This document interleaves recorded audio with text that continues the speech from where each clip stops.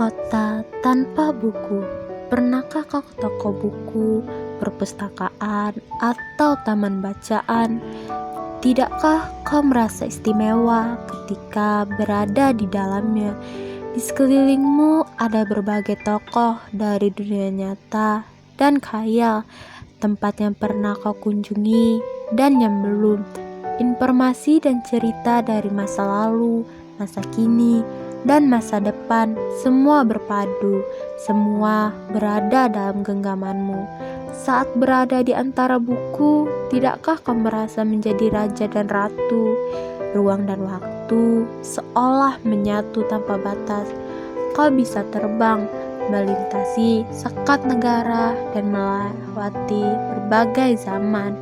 Kau bisa menyelam ke dalam samudra, melayang di angkasa, bercanda dengan aneka satwa, dan berkelana di tengah padatnya kota, juga di rimba raya.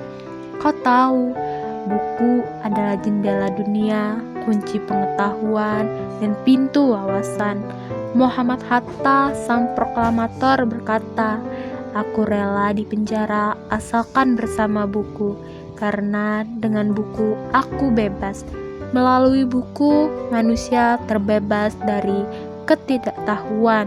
Tempat-tempat yang penuh buku adalah harapan berkembangnya pengetahuan dan wawasan. Apa jadinya jika kota tanpa buku? Pantaskah dia disebut kota? Di kota itu, mungkin kabar datang dari sumber lain, dari koran, televisi, atau internet. Mungkin informasi dan cerita datang dari cerita nenek moyang, bagai dongeng-dongeng sebelum tidur. Irama warganya pun tiada beda, bangun pagi, bertebaran di muka bumi untuk berbagai keperluan, untuk kembali pulang siang atau sore harinya. Setelah itu, mereka berangkat tidur dan memulai lagi hari berikutnya.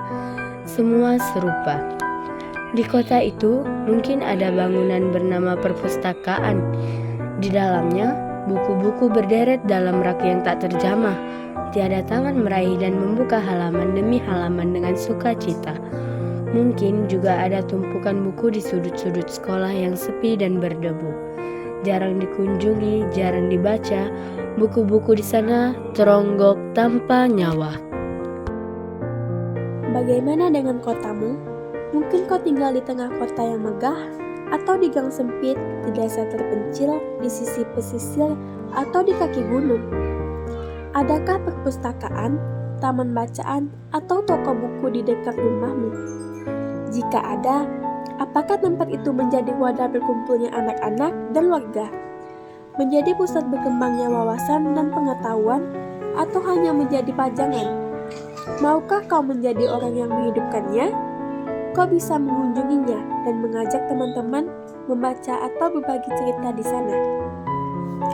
Jadikan tempat itu sumber kegembiraan dan pengetahuan. Jika tempat itu belum ada, maukah kau menjadi orang yang mulai menghadirkannya?